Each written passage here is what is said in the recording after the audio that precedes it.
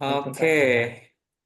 Nah, kini ya teman-teman kalau mau nyoba beasiswa ini, tentunya tadi sih keywordnya kalau aku melihat di aku tadi barusan coba searching yaitu research graduate research assistant gitu, scholarship gitu. Nanti dia akan muncul berbagai tawaran dari kampus-kampus gitu ya. Emang trikinya adalah kita harus benar-benar nyari satu persatu ya bidang yang sesuai dengan kita. Nggak bisa kan kita langsung dapat bidang kita kan. Nah, syukur-syukur kita berada di circle yang mungkin bisa tahu informasi. Kan Ade juga posisinya beruntung, rezekinya adalah berada di circle-circle teman yang satu bidang yang bisa menginformasikan hal tersebut.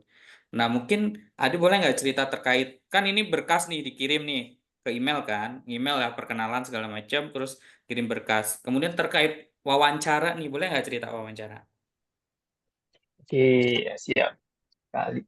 Jadi untuk kirim email itu juga kemarin ada triknya juga karena sebelum saya email kan ke SI yang ada di profesor yang ada di atau profesor yang ada di Malaysia ini, kemarin pernah apply di Jepang itu banyak email kayak gitu kali. Jadi kayak tahu patternnya kan, tahu pattern. Oh ternyata pattern yang email yang kayak gini itu tuh cocok, pas lah kayak gitu untuk apply ke profesor misalnya tuh. Jadi Mm-mm. kayak banyak dari website ataupun dari tutorial kan ataupun YouTube gimana sih buat email yang bagus. Itu sangat penting juga ternyata.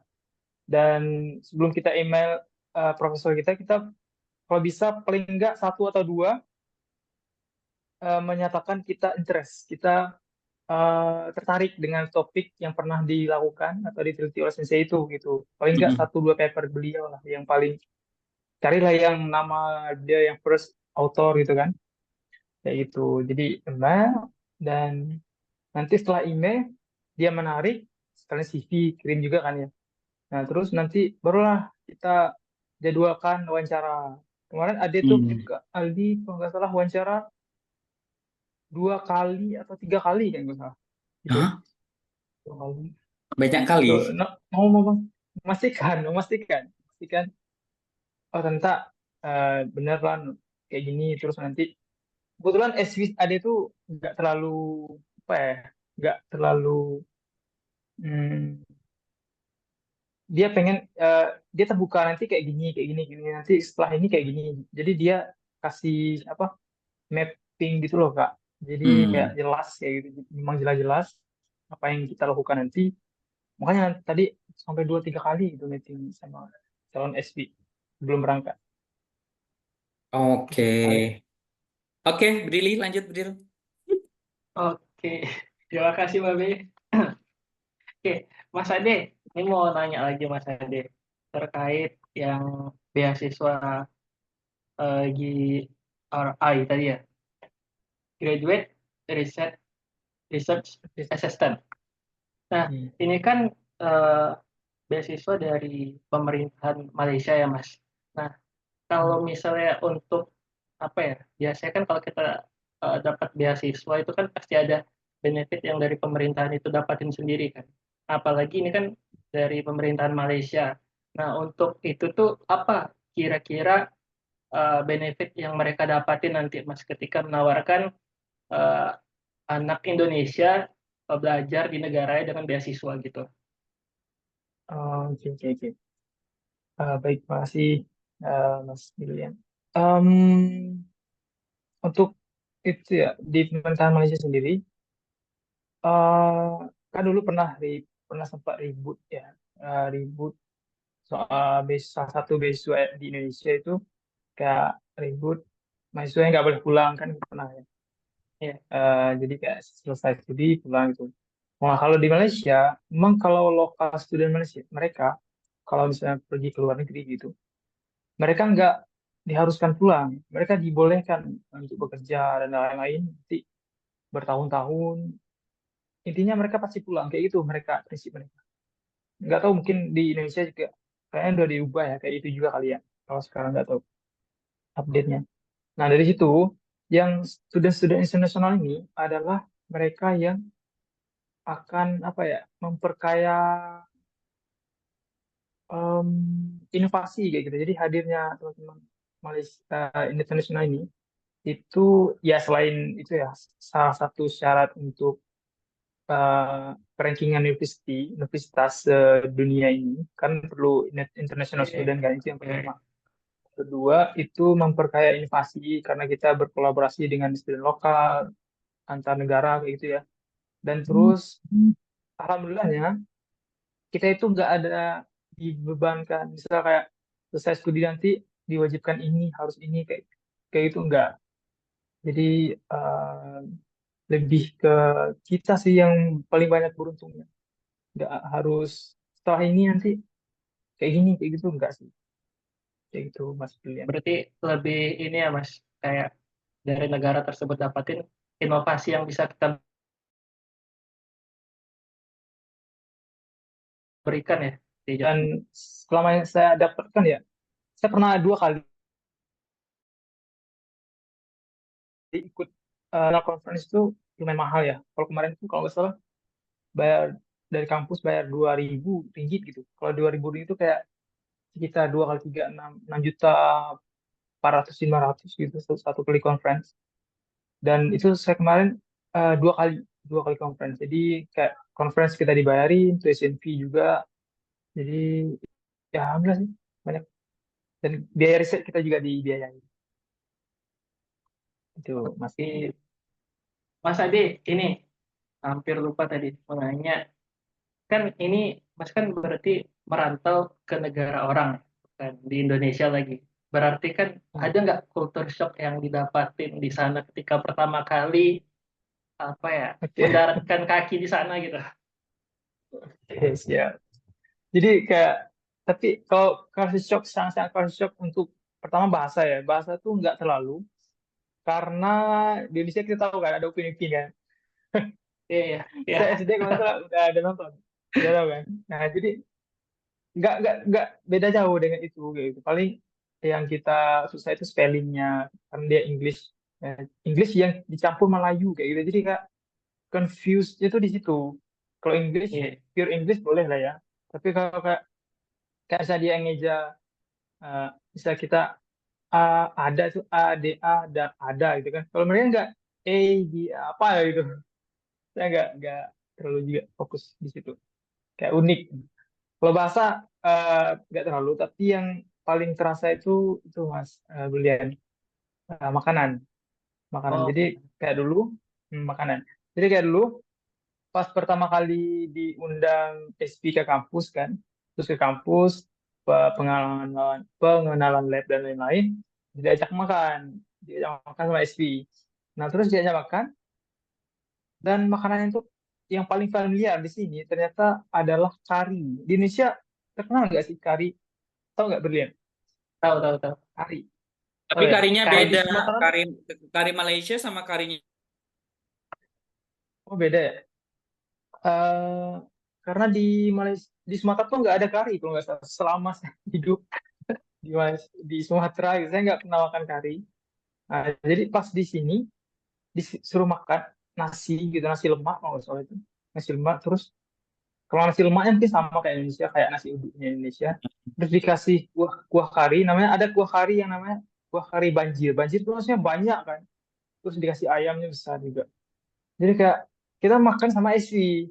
Mau nggak mau kan kita harus habisin walaupun agak Nah, kaget lidah kita kan. Oh iya. Apaan nih? Ya nggak mau ada harus dihabisin makanan. Sampai sekarang saya kurang suka tapi sudah terbiasa. Karena itu yang kebanyakannya kan. Itu yang banyak jadi ya itu. Berarti ini ya kalau culture shocknya nggak terlalu ya Mas ya, karena masih Asia Tenggara juga ya jatuhnya kan, yang dekat Nah, dengan betul. Terus Indonesia. ada lagi tuh pas dulu sempat khawatir juga karena kayak gimana ya berinteraksi dengan Melayu gitu. Karena walaupun ya sama-sama di Sumatera sebenarnya Melayu juga tapi beda kan pasti kan. Nah terus pertama khawatir terus lama-lama ya ternyata mereka friendly juga gitu, easy going untuk ngajak teman-teman apa interaksi lain-lain gitu. Jadi lama-lama bagus juga mereka toleransinya besar di sini. Kalau untuk ini Mas, eh, dari DTHM itu sendiri itu lebih tepatnya di mana Mas untuk lokasi ya kalau di Malaysia? Jadi biar teman-teman tahu juga kan. Oke, siap. Di Malaysia itu UTSM tuh tepatnya di UTSM tuh di Johor, namanya Negeri Johor. Eh, jadi kayak kalau di Indonesia ada namanya provinsi ya, setiap provinsi. Iya, Nah, kalau di iya. sini provinsi itu negeri namanya, negeri. Oh, Gitu.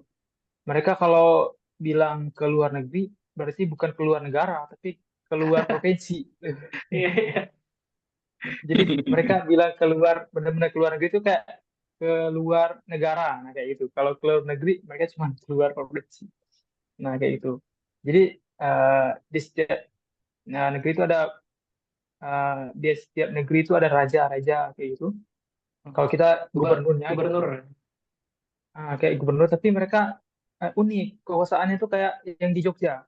Jadi kayak mereka cuman kontrol agama dan budaya di situ. Nah, untuk politik mereka nggak boleh. Nah, kayak gitu uniknya. Oh, iya. Berarti Di Johor. di Johor ya Mas ya. Johor sama Johor Kalau Baru beda nggak? Johor itu nama negerinya, Kak Ali. Johor Baru itu nama Kota kotanya. ya? Oh, sorry, sorry. Betul, betul, Oke, betul. oke, oke. Karena kan ada Penang, Johor, kemudian Ah, banyak ya. Karena aku juga beberapa ngikutin para raja-rajanya tuh, gitu kan. Seru oh kalau gitu. ada itunya gitu. Eh, Hmm. lanjut, Oh Bril. ya, Iya. kebetulan sekarang itu di Malaysia itu ada namanya Kak, Agung. Agung nama. Agung itu kalau adalah pimpinan dari raja-raja dari setiap negeri. Yang di Pertuan Nah, Agung ya, kebetulan, Dewan Oh, Raja. yang di Pertuan Agung. Nah, kebetulan yang sekarang ini, yang di Pertuan Agung itu beralih kemarin, di yang Februari kemarin, itu di Johor. Jadi Johor, Raja Johor, jadi yang agung kayak gitu. Jadi kayak Yang Raja ada Johor yang Agung ini yang spesial. anaknya yang cowok ganteng itu nggak sih?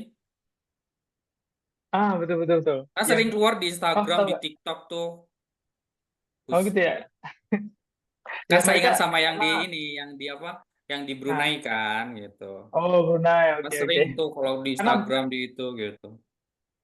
karena bapaknya jadi agung, dia diangkat, Kak, jadi raja gitu. Jadi raja baru untuk Johor. Jadi rajanya udah diganti sama anaknya yang tadi, yang Kak Oh, bilang tadi. karena dia naik jadi Raja Agung ya, yang di Pertuan Agung satu Malaysia kan. Betul, Hmm. betul. Gitu. Brili, lanjut atau mau Babe?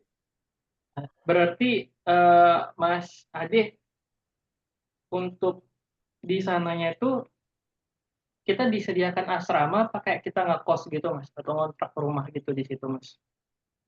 Oke. Em, ya, untuk di sini, alhamdulillah kemarin, itu saya Hmm. pertama-tama di semester awal, saya ngontrak. Di sini nggak ada kosan, namanya itu rumah sewa. Oh, Rumah rumah sewa, sewa. ada suatu rumah gitu. Nanti ada kamar-kamar di dalam itu yang ingin disewa, kayak gitu. Jadi misalnya kayak kita bersepuluh nih, Eh, nanti mereka cari roommate gitu, siapa yang pengen join join. Kalau misalnya masih kurang dari 10 tuh kan, nanti kita join di situ, nanti bayarnya kongsi kayak gitu. Itu yang oh, pertama, awal-awal. Dan semester berikutnya, semester 2 itu saya apply. Kemarin ada kampus yang apply, mau nggak student postgraduate yang S2, S3 yang ikut manajemen asrama, nanti kegiatan asrama gitu. Nanti namanya sini college kediaman. Nah, nanti yang benefitnya itu adalah kamu tinggal di asrama free gitu. Jadi saya ikut, di dalam itu banyak kegiatan kan, karena saya juga senang berkegiatan yaitu diskusi dan lain-lain buat program. Jadi alhamdulillah saya sekarang di asrama dan itu free. Alhamdulillah. Dapat dapat uang tambahan dong di asrama atau cuma gratis saja? Eh itu sih kali gratis aja. Oke, oke, oke. Nggak ada dapat. Tapi eh fasilitasnya lengkap sih, kayak misalnya tempat masak, jadi bagus juga kan benefitnya. berarti dekat dengan kampus juga tuh Mas Ade asrama Ya, kebetulan UTSM. asrama di dalam kampus. Oh, Jadi di dalam. Ya. di dalam asrama ada dua, asrama dalam kampus dan luar kampus. Jadi saya dapat di dalam, jadi lebih dekat ke Oh, lab.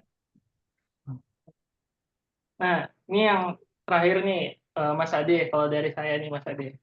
Ada dua lagi deh, dua lagi.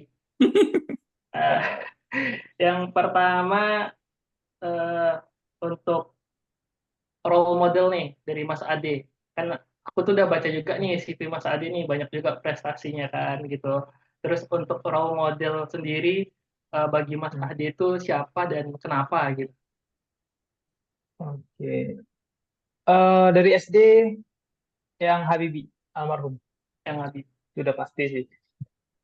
Karena dari SD sudah mengutak atik ala-ala elektronik kan sampai dimarahin gitu.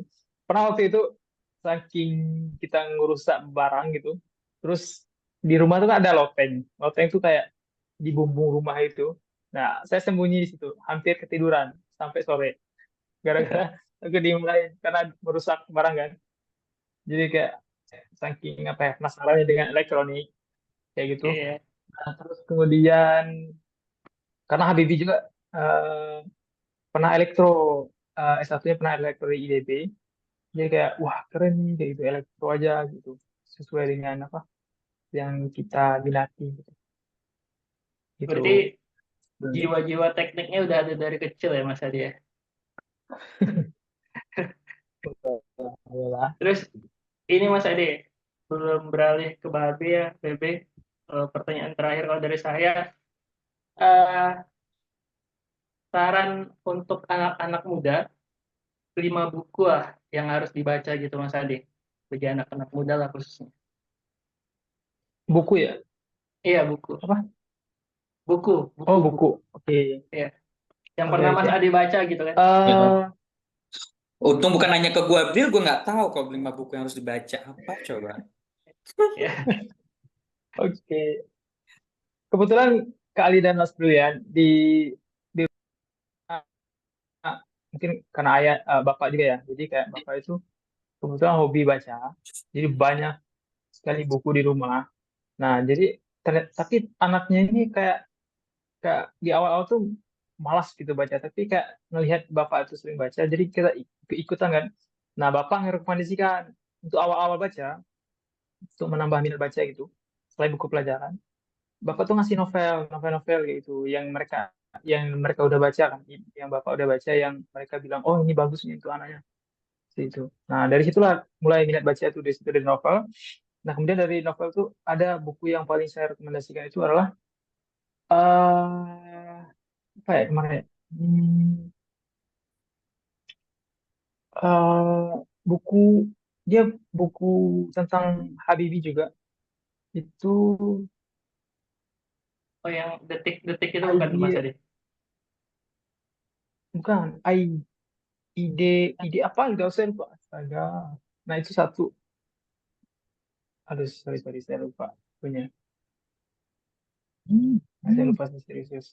Terus ada lagi yang baru ini saya baca yang The Psychology of Money. Nah, itu bagus juga karena di situ Psychology of eh, betul, Psychology of Money ya Kak. Iya, iya. Itu juga bagus Oh, untuk Jerman. mahasiswa juga menurut saya. Karena untuk manajemen kita saat berpendidikan kan, itu bagus. Terus lagi, apa lagi ya? Tapi kalau untuk memicu membaca, untuk konsisten juga, itu novel juga sih. Start dari novel, nanti baru ke yang hak-hak. Novel. Kalau novel itu apa Mas Ade? Yang Mas Ade rekomendasikan untuk paling suka lah baca. Oke, yang saya suka yang benar-benar bagus menurut saya, itu karya dan penulisnya juga berprestasi, karya Terelie. Terelie itu. Dari Oh, ya. Nah, saya baru Terelie tahu. ya. Terelie. Nah, Terelie ternyata Kak, dia itu adalah lulusan terbaik, dia termasuk terbaik cum laude, yang mana dia tamat di UGM itu 3,5 tahun, dan dia juga pernah jadi asisten dosen, terus tamat tamat lebih cepat kayak itu. Dan dari novel-novelnya juga menginspirasi tentang pendidikan, bagaimana cara untuk lanjut studi dan lain-lain. Jadi menarik untuk teman-teman. Terelie. Tapi namanya bukan Trelia ya? Itu nama samaran. Ya, Nama salah ya? nama pena kita bilang. Oh, pena. Nama pena. Betul, betul, betul. Nama aslinya saya lupa. Oke. Trelia. Eh, oke, Mas Ade, terima kasih. Kalau gitu. Oke. Balik lagi ke Babe nih nanti ceritanya.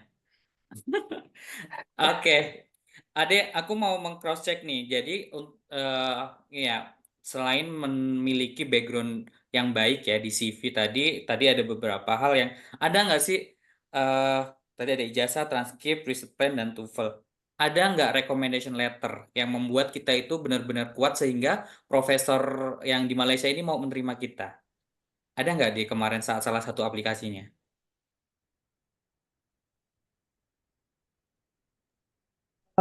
Ya Kak Ali, saya lupa tadi. Ternyata dulu pernah dapat, betul betul, recommendation letter. Kalau bisa teman-teman, bukan dosen kita yang dari S1 kita, kalau bisa yang levelnya PhD kayak gitu ataupun yang pernah studi di luar negeri, terus kita minta mereka sign gitu. Kita kita siapin draftnya, minta dia koreksi, terus dia minta sign. Dan sebelum minta sign itu ada apa, kritiknya juga ya. Misal kayak Pak basa basi kayak gitu, intermezzo, Mm-mm. terus baru nanti minta sign. Ada sih Kak. Kalau saat dia kemarin dari dekan satu, kebetulan ada dekat dengan itu, dekan satu, kemudian dari dosen yang pernah kuliah PhD gitu. Nah, cukup dua itu.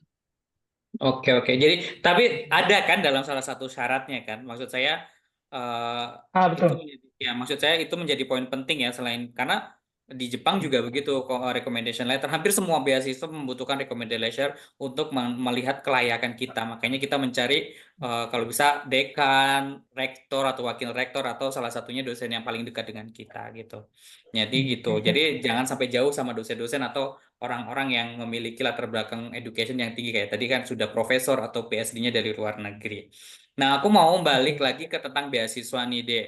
Eh, Walaupun Ade dapatnya adalah hidden information, informasi yang memang tidak umum orang tahu gitu ya. Apa aja sih benefitnya nih? Aku kan tadi sempat nih dibilang nih. Aku mau cross check nih. Pertama adalah full biaya penelitian. Sampai ngabisin miliaran, oke berarti ya istilahnya. Oke, Tapi kedua adalah ya lumayan nggak banyak. sampai miliar juga sih. Ya istilahnya selama kita melakukan riset di sana, insya Allah profesor, supervisor akan mensupport penelitian gitu. Selama ini kan Adi Oke. nggak pernah keluar dana kan untuk riset kan gitu. Oke, itu Alhamdulillah tidak ada. yang kedua adalah mengikuti international conference ataupun conference yang ada di Malaysia atau di luar negeri itu juga dibiayai oleh kampus ya. Oke. Kak. Betul, betul. Oke, selanjutnya mungkin agak sensitif nih. Dapat uang harian, uang bulanan kan gitu. Ya. Oke, Tapi berarti Kak tadi uang uang bulanannya ya, apa? Gimana deh? tadi mungkin miliaran bisa jadi sih Kak. Karena Bisa jadi teman-teman saya itu tergantung proyeknya ah, kan? betul betul. Karena mereka beli alat tuh nggak main-main, besar sekali kan, Iya, langsung langsung sekali beli. alatnya Bisa saya jadi nggak sih. tahu ya kalau di luar negeri tuh lab-lab punya alat sendiri yang mahal-mahal gitu. Satu Betul EMA betul gitu. betul. Tapi emang dia ya which is itu digunakan untuk long term gitu. Oke, ya makanya aku bilang Hmm. saya juga hampir ngabisin sekian miliar saat saya di Jepang. Ketika pulang di Indonesia dapat 20 juta udah alhamdulillah riset gitu kan. Harus tetap Oh jalan gitu. gitu. Itu nanti balik dari Indonesia seperti itu. Kemudian uang bulanan, ada uang buku gitu nggak? Atau dalam satu periode ya udah nih uang bulanan sekian ringgit. Dapat berapa ringgit sih kalau boleh di-spill deh? Oke.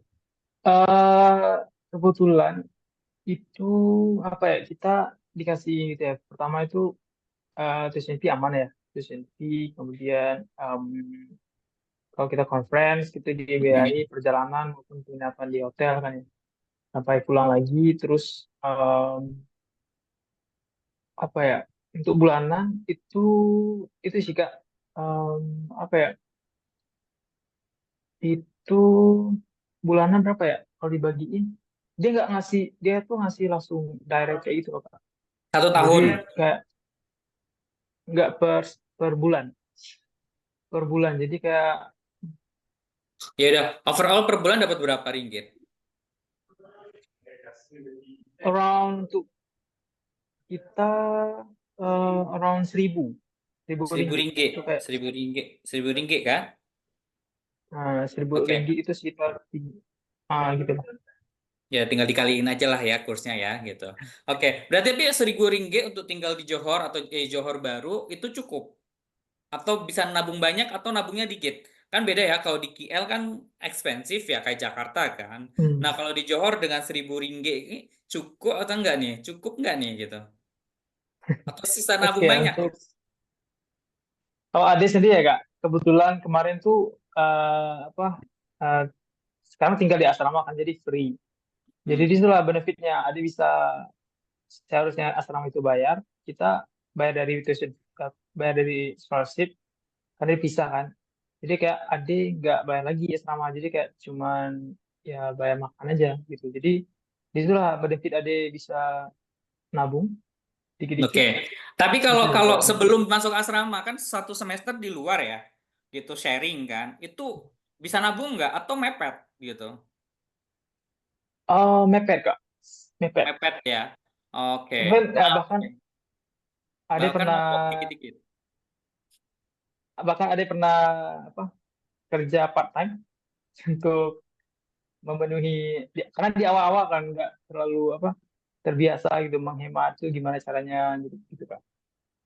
Oh, karena ya belum tahu ya setelah beli beli beli makanan di murah di Hmm. mana gitu. Oke, aku tertarik dengan terkait dengan part time. Nah, di sana umum melakukan part time dan biasanya part time-nya seperti apa kan kalau di Jepang itu sangat umum sekali gitu ya. Bahkan kita bisa sekolah dari part Hmm. time gitu. Nah, kalau di Malaysia itu bagaimana nih part time-nya Malaysia gitu? Ade dan part time-nya Oke, Ade siap. kemarin di apa gitu?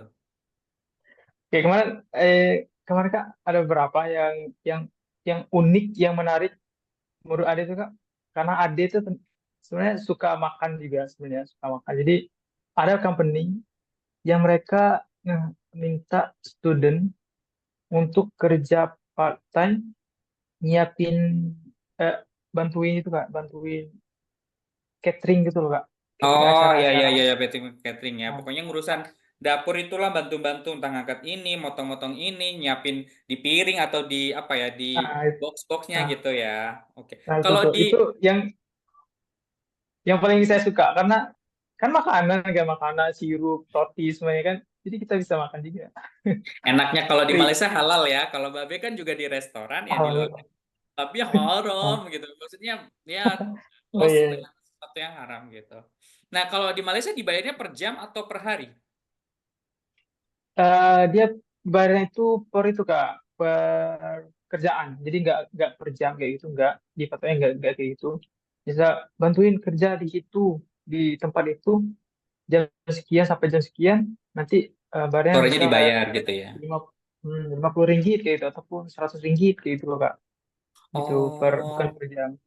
Tapi ini nggak gini ya, nggak potensial ya. Kalau kalau di Jepang itu cukup high ya bayarannya gitu, sehingga saya melihat teman-teman yang eh, tidak punya scholarship itu bisa bertahan hidup dengan beasiswa, sorry, dengan bekerja paruh waktu. Nah kalau di sana mungkin berarti nggak terlalu bisa diandalkan ya, karena eh, jam-jaman, bukan per per kegiatan digajinya dan mungkin juga nggak besar-besar amat ya berarti ya dia di sana ya. Hmm, tergantung sih ya, karena yang adik pilih pekerjaan itu yang paling menyenangkan kali ya, walaupun berat juga sih.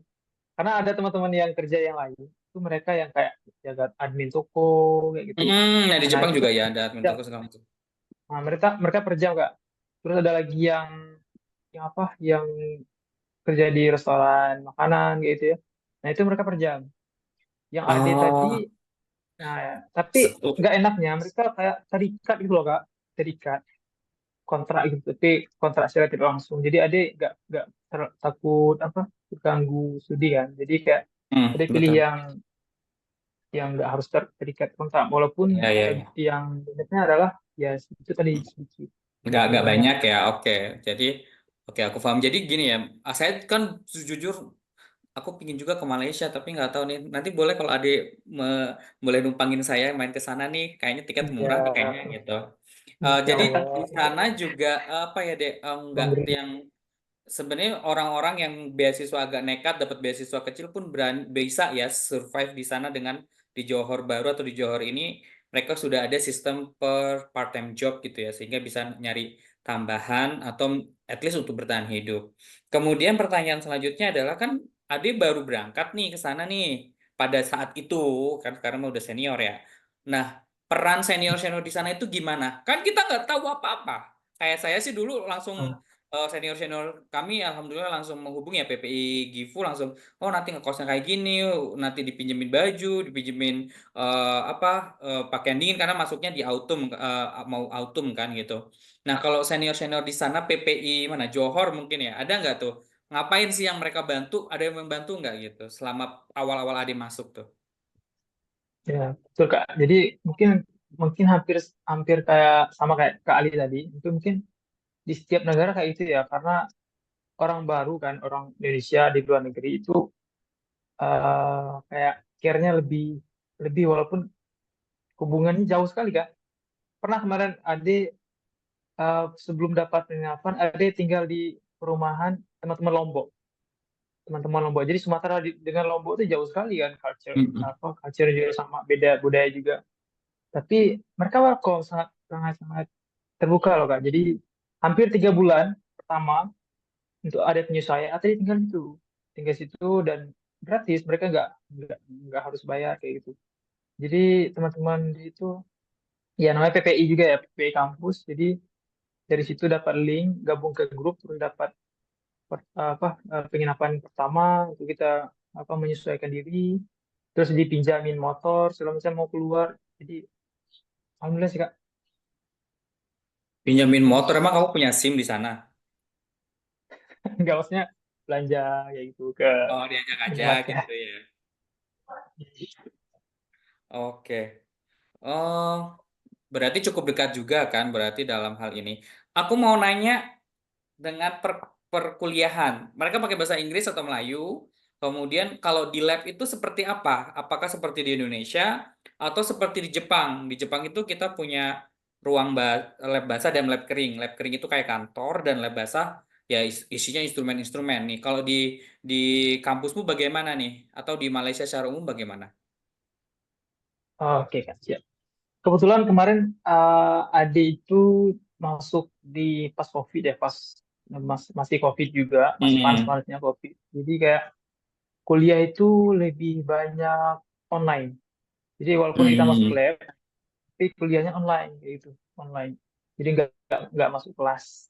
Nah, terus kemudian apa tadi Kak? Kuliah terus?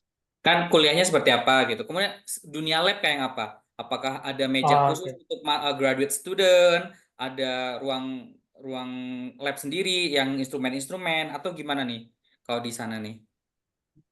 Oke, siap. Kalau untuk kuliah sendiri kebetulan kemarin COVID jadi banyak offline untuk mata kuliah. Nah, terus di lab itu sama kayak Kak Ali tadi. Jadi kita ada lab yang kering dan basah. Jadi kayak di lab yang basah itu kita nggak boleh itu kan makan, tidak boleh Hmm, aktivitas betul. yang masuk-masuk ke badan gitu. Terus nanti setelah ya, kita berkegiatan di lab basah, sterilkan, dan kita masuk di lab untuk writing ataupun nulis laporan, belajar di kelas online dan lain. Sama sih Kak, Oke, berarti untuk sudah kegiatan itu.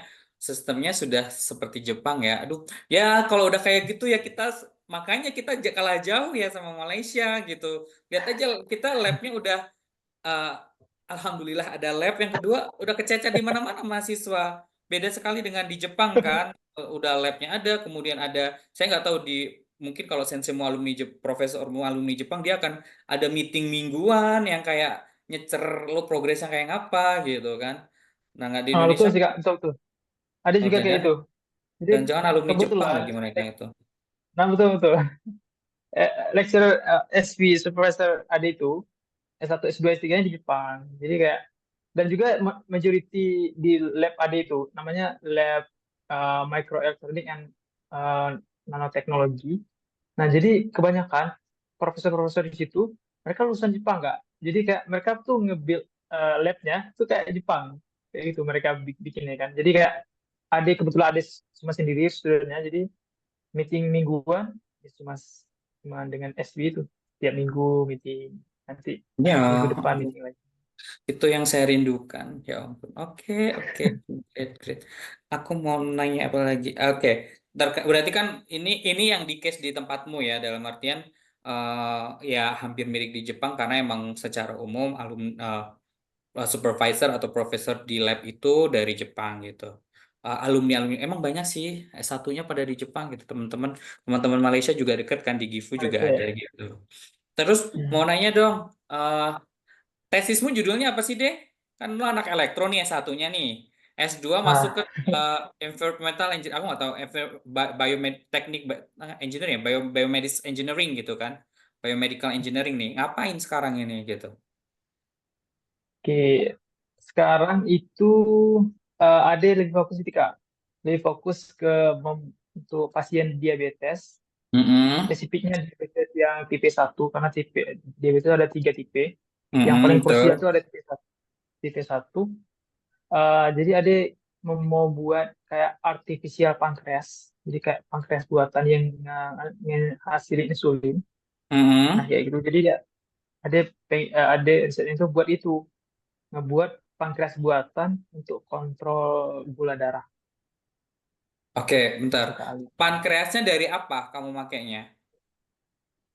Oke, itu sebenarnya kalau pankreas kan udah ada di dalam tubuh kita ya kali ya. Oh, Nah, oh, jadi kalau ada betul. nanti ngebuat pankreas, sistem pankreas yang dari luar, kayak nempel gitu dari luar, nanti dia nyuntikkan insulin, to adjust insulin ke tubuh kita sesuai dengan nilai prediksi atau forecasting value dari glukos yang akan datang gitu. Jadi kayak Oke, ada juga glukosnya kamu pakai pakai sensor apa? Glukosnya pakai sensor atau ambil darah? ada pakai data dari CGM namanya, glukos CGM continuous glucose monitoring, yang sekarang itu kayak ditempel gitu, yang ada jarum Oh, yang ditempel. kecil itu ditempel itu. Nah, yang kecil itu, nah data itulah Kak diolah kan dengan mesin learning, deep learning namanya. Mm-mm. Dia nge-forecast 1 jam, setengah jam sampai 1 jam ke depan. Betul, betul, Kira-kira betul. kalau terlalu naik, nanti dia nge-adjust berapa insulin yang masuk yang Yang harus dibutuhkan gitu. diinjek kan? Berapa insulin yang harus diinjek kan? Berarti nanti, pankreas buatan ini, insulinnya dari mana? Insulinnya dari insulin itu Kak, insulin apa? Dari luar. Memang Ya, dari aku tahu kan kan, ada dari luar insulin. nih, obat insulin berarti kan?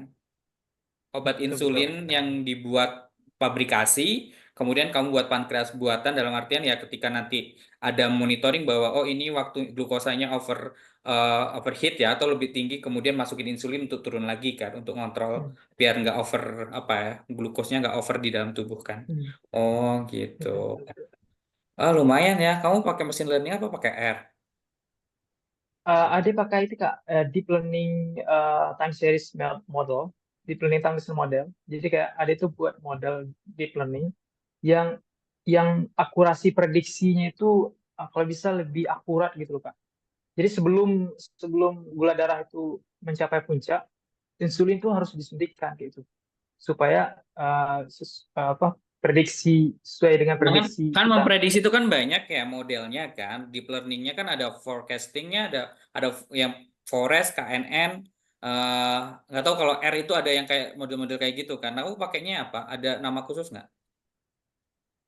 Ada buat ada lebih spesifik itu nama arsitekturnya itu adalah eh, gabungan dari RNN dan eh, transformer based model Kak. Jadi kayak Oh, RNN dua model digabungkan, digabungin ya. RNN dulu baru LSTM. ditransform ya. Nah, mungkin Kak tahu tentang LSTM, RNN LSTM. Nah, kayak gitu. RSTM, ROT, L. RSTM aku lupa. ROT bla bla bla lupa aku. Nah, jadi kayak RNN base, LSTM base, transformer base digabungkan, dikembangkan. Nah, itu yang Untuk yang diprediksi. digunakan, equation yang digunakan yang itu ya. Pasti Brili bingung. Bingung, bingung. Masih jauh nih. Tapi emang modeling itu Bril ke depan itu kayak broadcasting tentang tentang kejadian serangan hama itu tuh orang-orang orang-orang udah mulai pakai model gitu broadcasting dengan rumus-rumus dari masa lalu. Hmm. untuk memprediksi masa depan. Biasanya kayak gitu. Dan itu jujur Babe sendiri. Oh, aku panggilannya Babe ya, sama teman-teman. Oh, Babe ya, sendiri kalau Babe. pelajarannya kayak ya ampun begini banyak rumus gitu. Tapi kalau mereka yang udah biasa pakai Python, coding segala macam mungkin easy. Tapi kalau kayak Babe ini old version ini kayak mau suruh belajar lagi agak mager gitu. Baik, karena ini udah banyak ya diskusinya. Aduh, punten. Aku mau, sorry, handphoneku jatuh. Aku mau konklusi dulu nih. Konklusinya nanti ada sesuatu yang ingin saya tanyakan ke Adi, tapi sebagai konklusi. Baik, pertama teman-teman kalau ingin beasiswa itu banyak di Malaysia, tapi salah satu beasiswa yang hidden gems yang mungkin hitungannya tidak terlalu banyak peminat ya, karena emang nggak kedengeran. Seperti Asian Bright Scholarship yang Shizuoka Shizudai itu juga nggak terlalu banyak gitu. Nah, hal-hal yang Betul, perlu betul. diperhatikan oleh teman-teman adalah bagaimana kita memperkaya CV ya, yang sekarang masih S1, perkaya CV dengan aktivitas-aktivitas mungkin saintis ya, kegiatan lomba ini, atau mungkin syukur-syukur bisa mempublikasikan paper S1-nya. Nah, kemudian juga mempersiapkan IPK yang stabil ya, baiknya di atas 3 gitu ya. Dan nggak tahu kan di sekarang nggak tahu nih mudah atau susah nih biar IPK di atas 3. Kemudian juga mempersiapkan TOEFL sejak dini karena tadi itu butuh TOEFL eh, awalan memang 400 atau 450, tapi kan tergantung supervisor atau profesor masing-masing di kampusnya yang di Malaysia. Mungkin bisa minta lebih gitu ya. Jadi kita harus mempersiapkan. Kemudian ijazah oke dalam bahasa Inggris, transit oke dalam bahasa Inggris. Kemudian ada preset preset plan ya yang harus kita buat. Ya, ya tidak harus nabrak banget dengan bidangnya profesor, tapi at least masih dalam satu lingkup yang sama dan syukur-syukur masih beririsan. Kemudian ada surat sakti, recommendation letter ini wajib, dan usahakan untuk mendapatkan recommendation letter dari orang-orang yang memiliki pengaruh di kampus kita atau memang orang-orang yang mengenal kita dengan dekat gitu. Nah, beasiswa ini namanya adalah Graduation Research Assistant. Ada kalau teman-teman searching, coba aja searching di Google ya. Tadi sudah sempat saya praktekkan Graduate Research Assistant. Kemudian kampusnya kalian aja ketik UKM atau apalagi Sains Malaysia, Putra Malaysia, mungkin dia akan muncul. Namun memang ribetnya adalah kita harus mencari sesuai bidang itu lama. Kalau Mas Ade rezekinya adalah dia mendapat informasi bahwa oh butuh bidang ini sehingga match dengan bidangnya Mas Ade gitu. Dan teman-teman yang sudah tadi proses wawancara cukup panjang, yaitu tergantung supervisornya, bisa 1 kali sampai 3 kali. Teman-teman nggak usah takut. Sebenarnya yang ditanyakan adalah beneran nggak sih lo mau sekolah di sini, seberapa serius lo mau belajar ya kan. Kemudian ya sedikit tentang riset.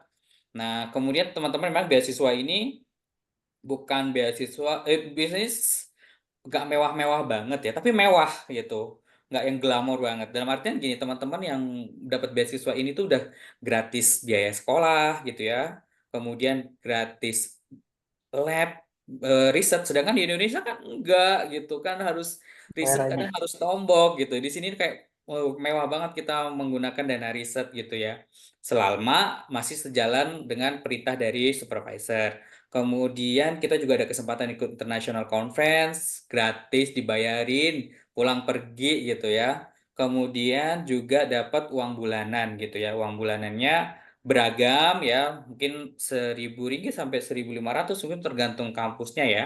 Dan itu juga yang dalam artian yang nggak mewah-mewah banget adalah uang harian ya, uang bulanan gitu. Tapi cukup gitu, tidak untuk bermewah-mewah tapi cukup gitu. Dan ini menurut aku keren banget sih kalau teman-teman bisa mencoba beasiswa ini gitu. Memang harus rajin-rajin buka website satu persatu dan berani mencoba untuk meng-email, karena tadi kita juga harus ada seni meng-email, karena banyak orang meng-email tapi nggak direspon gitu. Tapi ada juga yang direspon, belum tentu diterima gitu. Tapi itu salah satu, kalau udah direspon berarti ada feedback dari profesornya gitu. Nah, teman-teman, eh, itu tuh yang harus dipersiapkan beasiswa ini. Nanti mungkin juga kita akan cari narasumber-sumber lain tentang beasiswa lain yang Malaysia yang lebih terkenal gitu ya. Tapi justru yang nggak terkenal ini yang sangat jarang peminatnya dan memiliki peluang keterima sangat besar. Oke, aku mau minta dong apa ya, statement terakhir nih dari Mas Mas Ade terkait apa sih yang harus dilakukan teman-teman mahasiswa yang saat ini mahasiswa atau baru lulus nih kalau yang untuk mempersiapkan beasiswa. Gimana nih? Oke, siap, Mas Ali. Ya, kalau tadi sudah banyak yang disampaikan Mas Ali, benar sekali teman-teman bisa follow tadi ya yang disampaikan Mas Ali. Kemudian juga persiapan sih Kak, persiapan dari awal tuh sangat penting ternyata. Dari teman, kalau bisa persiapannya sebelum skripsi, kalau boleh dipersiapkan aja berkas-berkas yang udah lama. Mulai dari pendekatan dosen itu nggak mudah juga ternyata untuk dapatkan surat sakti yang bilang Kak Ali tadi itu susah juga. Ya, Jadi harus pendekatannya gimana gitu, terutama dengan dekan di bidang dekan atau wakil rektor di bidang kemahasiswaan kan bisa kita dekatkan dengan kegiatan lomba-lomba kita minta TD tanda tangan dia kan dan lain-lain. Sebenarnya paling nggak dia kenal gitu, kita gitu. Kalau kita email ataupun WhatsApp, dia kenal kita gitu. Mudah untuk dihubungi. Nah, terus lagi bagi teman-teman itu ya yang belum lulus itu bagus. Nah, bagi teman yang sudah lulus itu ikut ikut ikut aja kegiatan-kegiatan yang berkaitan dengan scholarship. Yang di mana circle-nya itu memang berkumpul di situ. Jadi frekuensinya itu ke bawah, vibration-nya itu memang kita terasa juga awal mereka rajin, kita agak malas-malas ya, agak keikat gitu rajinnya mereka gitu, yang tadi gitu. Jadi itu sih Kak, circle yang penting, sangat penting. Kayak circle ini kan. Podcast. Oke, baik, thank you ya Ade. Jadi teman-teman persiapkan sedini mungkin ya, berarti emang harus long planning teman-teman. Jadi pas masuk kuliah S1 mempersiapkan kita mau jadi apa, lulus mau kemana, setelah lulus mau beasiswa kemana. Jadi kita udah prepare nih, karena secara umum persyaratannya itu nggak beda-beda jauh gitu. Cuma saingannya yang beda jauh nih, beragam gitu kan. Kemudian tadi teman-teman yang masih kuliah ataupun yang sudah lulus masih ingin mendapatkan beasiswa, cari circle yang emang scholarship hunter yang jadi kita semangat terus nih untuk mencoba, karena emang kegagalan itu pasti ada ya, pasti ada, tidak bisa kita pungkiri. Mas Ade gagal nih LPDP afirmasi, tapi rezekinya adalah Mas Ade emang ditakdirkan untuk mendapat graduate research assistant scholarship di Malaysia gitu. Jadi jangan sampai jauh-jauh dari circle positif, sehingga nanti kita selalu semangat dan ya suatu saat mungkin kita akan menemukan takdir kita masing-masing. Oke, aku sekali lagi terima kasih banyak Mas Ade ya yang sudah di tengah Masih ya. kesibukannya ini semester 3 mau semester 4 ini harus sering-sering nge-lab gitu, apalagi dengan penelitiannya yang unik banget nih ya, yang sangat penting di dunia sekarang Mohon doanya. karena kesehatan di diabetes ya, sangat penting banget nih. Kemudian makasih juga nih co-host gue Mas Brili yang sekarang ini semester depan ya masuk masuk master ya Dek ya. ya, insya Allah deh. Kalau masuk master dan aku juga alhamdulillah ke semester depan aku kuliah lagi. Mohon doanya, kita berdoa bersama ya, kita semoga istiqomah untuk mencari Amin. ilmu ya, dan Mau ke depan kali kuliah lagi Kak? aku ngambil kuliah online di Universitas International Open University, basicnya di Gambia, tapi di Indonesia sudah banyak gitu ya. Dan aku ngambil psikologi Islam ya, mau nyoba belajar-belajar Oh, lagi gitu ya. Mungkin nanti ada manfaatnya terkait hal tersebut. Baik teman-teman semua, terima kasih telah nonton podcast Bias Studi Nusantara. Jangan lupa untuk subscribe, share, komen, dan kalian boleh request dan juga mungkin bisa ngasih tolong undang ini itu gitu ya. Atau teman-teman kalau mau diundang juga boleh, kalau mungkin pernah dapat beasiswa S1 atau S2, kami sangat welcome banget. Dan terima kasih. Saya tutup. Wabillahi taufiq wal hidayah. Assalamualaikum warahmatullahi wabarakatuh. Wah, terima marah. kasih Mas Brilian Kak Ali.